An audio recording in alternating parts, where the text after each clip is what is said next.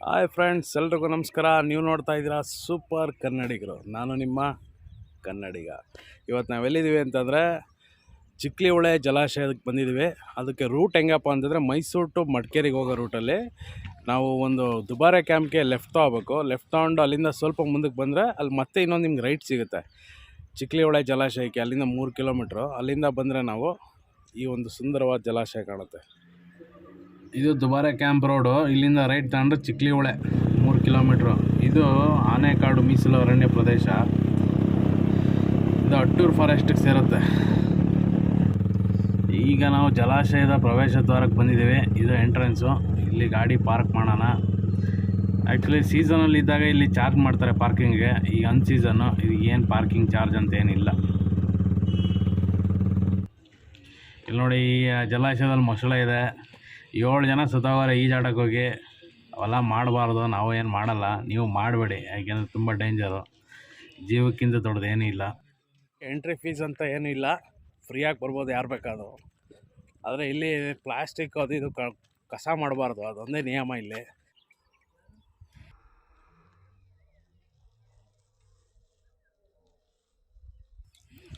ಇದು ಕುಶಾಲನಗರದಲ್ಲಿರೋ ನಂಜರಾಯಪಟ್ಟಣ ಗ್ರಾಮದಲ್ಲಿ ಜಲಾಶಯ ಇರೋದು.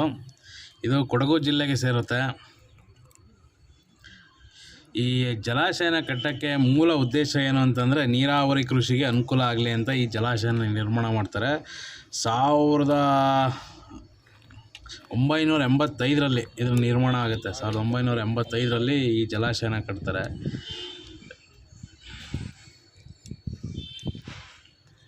ಈ ಜಲಾಶಯದ ಹೈಲೈಟ್ ನೋಡಬೇಕು ಅಂತಂದ್ರೆ ಒಂದು ಸ್ವಲ್ಪ ದೂರ ನಡ್ಕೊಂಡು ಹೋಗ್ಬೇಕು. ಈ ಏರಿಯಾ ಮೇಲೆ ಬನ್ನಿ, ನಡ್ಕೊಂಡು ಹೋಗೋಣ ಹಂಗೆ.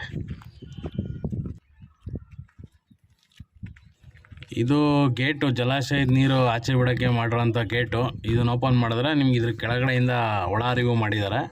ಇದ್ರ ಮುಖಾಂತರ ಕೃಷಿಗೆ ಇದು ನೀರು ತಲುಪುತ್ತೆ. ಇದು ಕಾವೇರಿ ನಿಗಮ ಅವರ ಕಂಟ್ರೋಲಲ್ಲಿರುತ್ತೆ.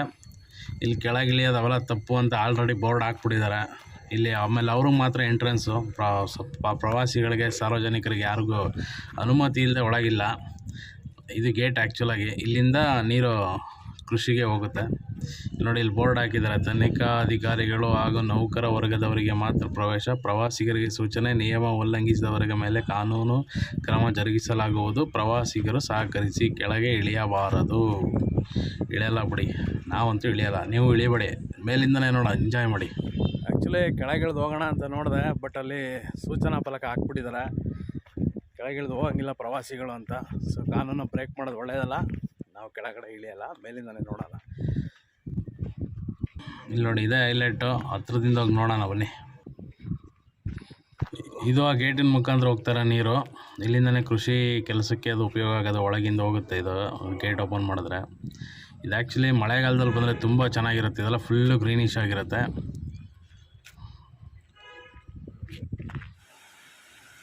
ಇದು ಈ ಜಲಾಶಯದ ಪ್ರಮುಖ ಆಕರ್ಷಣೆ. ಇದನ್ನು ನೋಡೋಕ್ಕೆ ಅಂತಲೇ ಸಾವಿರಾರು ಜನ ಟೂರಿಸ್ಟ್ಗಳು ಬರ್ತಾರೆ.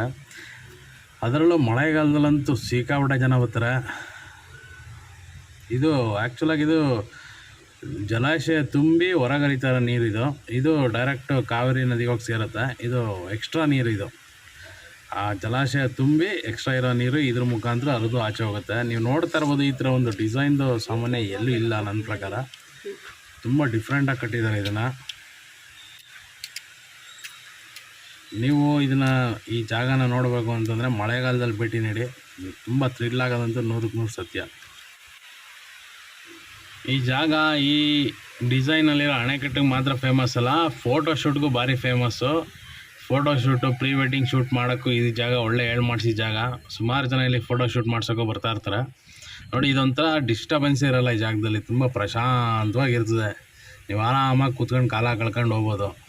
ಈಗ ನೋಡಿ, ಇದು ಮಳೆಗಾಲದಲ್ಲಿ ತುಂಬಿ ಹರಿಬೇಕಾದ್ರೆ ಯಾವ ಥರ ಕಾಣಿಸುತ್ತೆ ಅಂತ ಈಗ ನೀವು ನೋಡಿ.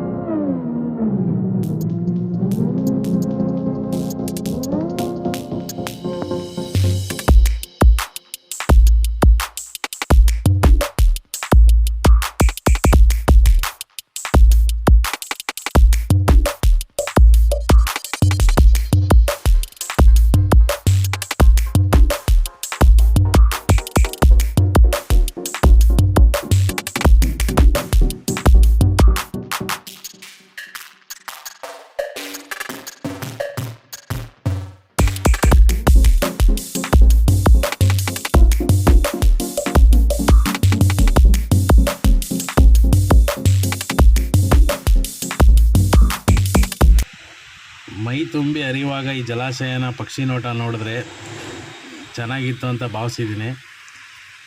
ಈ ನೀರಿಂದ ಸುಮಾರು 865 ಹೆಕ್ಟೇರ್ ಭೂ ಪ್ರದೇಶಕ್ಕೆ ಕೃಷಿ ನೀರಾವರಿ ಮಾಡಲಿಕ್ಕೆ ಅನುಕೂಲ ಆಗ್ತಾ ಇದೆ.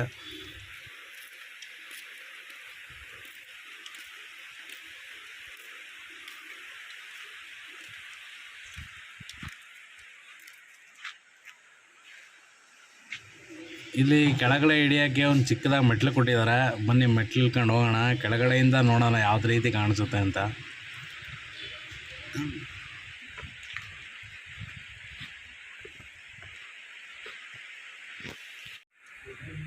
ಚಿಕ್ಲಿಹೊಳೆ ಜಲಾಶಯ ಅಂತ ಇಲ್ಲಿ ತುಂಬ ಚೆನ್ನಾಗಿ ಮಾಡಿದ್ದಾರೆ ಸ್ಟೋನಲ್ಲಿ. ಏನು ಇಷ್ಟೊಂದು ಎತ್ತರ ಕಾಣಿಸುತ್ತೆ ಇದು ಕೆಳಗಿಂದ, ಬಟಾ ಬೈಲ್ ಥರ ಕಾಣಿಸುತ್ತೆ ಇಲ್ಲಿ. ನಾನು ಚಿಕ್ಲಿಹೊಳೆ ಜಲಾಶಯಕ್ಕೆ ಇದು 2ನೇ ಸರಿ ಬರ್ತಾ ಇರೋದು. 1ನೇ ಸರಿ ಸ್ನೇಹಿತರ ಜೊತೆ ಒಂದು ಸರಿ ಬಂದಿದ್ದೆ, ಇದು 2ನೇ ಸರಿ ಬರ್ತಾ ಇರೋದು. ತುಂಬ ಚೆನ್ನಾಗಿದೆ ಪ್ಲೇಸ್. ಆ್ಯಕ್ಚುಲಿ ನಾವು ಲಾಸ್ಟ್ ಟೈಮ್ ಬಂದಾಗ ಇಷ್ಟೊಂದು ನೀರಿರಲಿಲ್ಲ, ತುಂಬ ಕಡಿಮೆ ಇತ್ತು ನೀರು. ಬಟ್ ಈ ಸರಿ ಅಂತೂ ಸ್ವಲ್ಪ ಪರವಾಗಿಲ್ಲ, ನೀರು ತುಂಬ ಇದೆ. ಇದು ಕಾವೇರಿ ನದಿಗೆ ಹೋಗ್ತಾ ಇರೋ ನೀರು, ಎಕ್ಸ್ಟ್ರಾ ನೀರು. ಅಣೆಕಟ್ಟು ಜಲಾಶಯ ತುಂಬಿ ಎಕ್ಸ್ಟ್ರಾ ಹೋಗ್ತಾ ಇರೋ ನೀರು ಕಾವೇರಿ ನದಿಗೆ ಹೋಗಿ ತಲುಪುತ್ತೆ ಇದು ಇದೇ ಮಾರ್ಗವಾಗಿ. ಇದನ್ನು ಹತ್ತೋದು ಯಾವುದೋ ಬೆಟ್ಟ ಹತ್ತದಂಗೆ ಫೀಲ್ ಆಗುತ್ತೆ.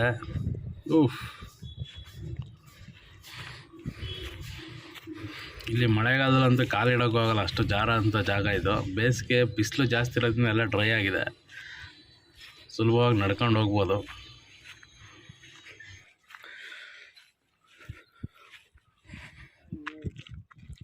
ಈ ಜಲಾಶಯದ ಉದ್ದ 664.8 ಮೀಟ್ರ್ ಅಷ್ಟು ಉದ್ದ ಇದೆ. ಇದ್ರ ಎತ್ತರ ಬಂದ್ಬಿಟ್ಟು 253 ಮೀಟ್ರ್ ಇದ್ರ ಹೈಟು. ಈ ಜಲಾಶಯದಲ್ಲಿ ನೀರಿನ ಸಾಮರ್ಥ್ಯ ಎಷ್ಟು ಅಂತಂದ್ರೆ 5.094 ಮಿಲಿಯನ್ ಕ್ಯೂಬಿಕ್ ಮೀಟರ್ ಅಷ್ಟು ನೀರನ್ನು ಇಲ್ಲಿ ಶೇಖರಣೆ ಮಾಡಿರ್ತಾರೆ. ನೀವು ವೀಕೆಂಡ್ ಪ್ಲ್ಯಾನ್ ಮಾಡ್ಕೊಂಡು ಇಲ್ಲಿ ಬರ್ಬೋದು. ಸ್ಯಾಟರ್ಡೆ ಸಂಡೇ ಕೊಡಗು ಪ್ಲ್ಯಾನ್ ಮಾಡ್ಕೊಂಡು ಬಂದಾಗ ಈ ಜಲಾಶಯನ ನೋಡೋದು ಮರಿಬೇಡಿ. ಅದು ನೀವು ಮಾರ್ನಿಂಗ್ ಟೈಮ್ ಬಂದರೆ ಇಲ್ಲಿ ಒಳ್ಳೆ ವ್ಯೂ ಸಿಗುತ್ತೆ ನಿಮಗೆ. ಫೋಟೋಸ್ ಎಲ್ಲ ತುಂಬ ಅದ್ಭುತವಾಗಿ ಬರುತ್ತೆ. ಈ ಪ್ರದೇಶ ಬೆಂಗಳೂರಿಂದ 250 ಕಿಲೋಮೀಟ್ರ್ ದೂರದಲ್ಲಿರುತ್ತೆ. ನಮ್ಮ ಮೈಸೂರಿಂದ 100 ಕಿಲೋಮೀಟ್ರ್, ಹೆಚ್ಚು ಕಮ್ಮಿ 100 ಕಿಲೋಮೀಟ್ರ್ ಬಂದರೆ ಈ ಜಲಾಶಯ ನಿಮಗೆ ಕಾಣಸಿಗುತ್ತೆ. ನೀವು ಅಷ್ಟೇ ಸ್ವಕುಟುಂಬ ಸಮೇತರಾಗಿ ಇಲ್ಲ ಫ್ರೆಂಡ್ಸ್ಗಳ ಜೊತೆ ಇಲ್ಲ ಒಂಟಿಯಾಗಿ ಬಂದು ಆರಾಮಾಗಿ ಒಂದಷ್ಟು ಟೈಮ್ನಲ್ಲಿ ಕಳ್ಕೊಂಡು ಹೋಗ್ಬೋದು. ವೀಕೆಂಡ್ ಪ್ಲ್ಯಾನ್ ಮಾಡಿಬಿಡಿ, ಸೂಪರಾಗಿರುತ್ತೆ. ಫ್ರೆಂಡ್ಸ್, ಈ ವಿಡಿಯೋ ಇಷ್ಟ ಆಗಿದ್ರೆ ಲೈಕ್ ಮಾಡಿ, ಕಮೆಂಟ್ ಮಾಡಿ, ಶೇರ್ ಮಾಡಿ, ತಪ್ಪದೆ ನಮ್ಮ ಚಾನಲ್ನ ಸಬ್ಸ್ಕ್ರೈಬ್ ಮಾಡ್ಕೊಳ್ಳಿ. ಬಾಯ್.